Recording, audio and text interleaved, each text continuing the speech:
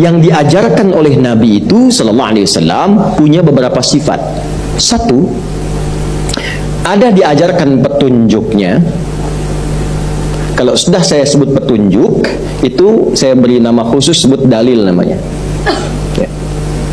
Ada dalilnya, ada contohnya. Nah, jadi ada langsung dalil plus contoh. Sudah? Pelan-pelan. Ada dalilnya, ada contohnya. Jadi rumusannya dalil plus contoh. Dah, satu. Biasanya yang begini itu ditunjukkan pada ibadah pokok yang nggak boleh beda. Seperti sholat. Sholat itu jelas ada dalil, ada contoh. Makanya Nabi mengatakan shollu kama ra'aitumuni sholli. Sholatlah kalian persis seperti melihat aku sholat.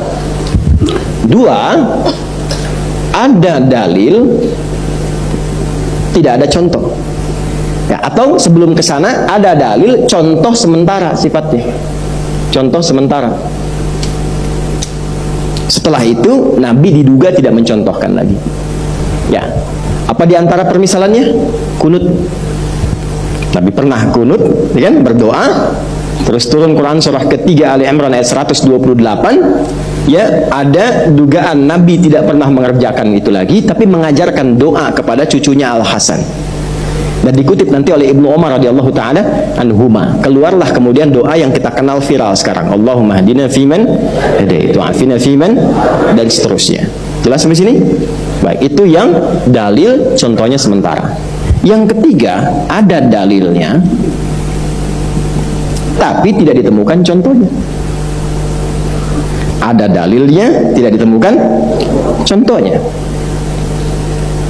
Di antaranya apa? Sekarang kita zakat pakai apa? Hah? Beras. Baik. Dulu Nabi zakat pakai apa? Hah? Gandum.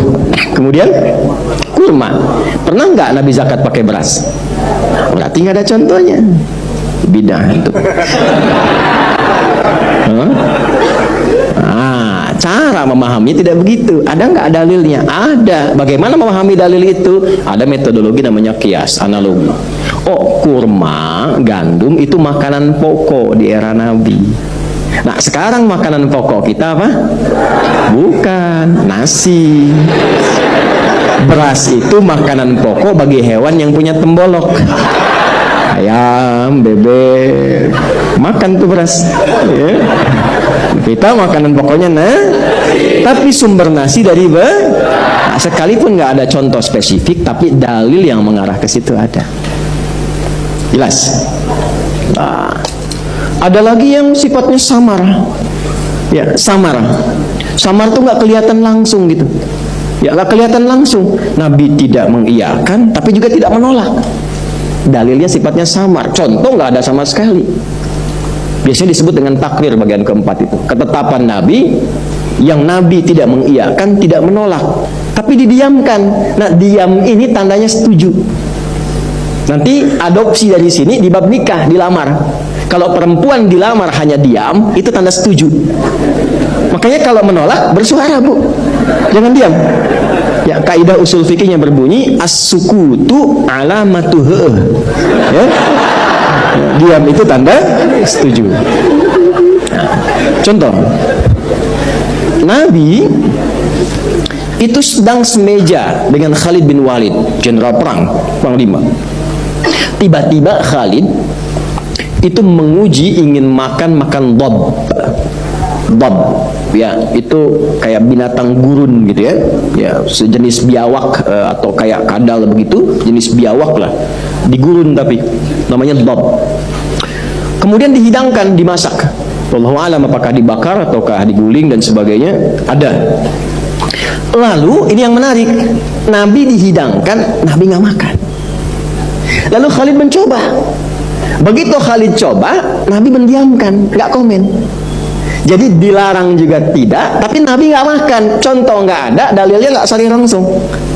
Nabi mendiamkan. Nah, karena tidak dilarang di hadapan Nabi itu, maka ini hukumnya dibolehkan. Ya, boleh di hadapan Nabi. Kenapa demikian? Ternyata ketika dilihat, oh bukan karena haramnya persoalannya, Nabi nggak selera saja. Kalau ada kambing, kenapa makan itu? Ya kan?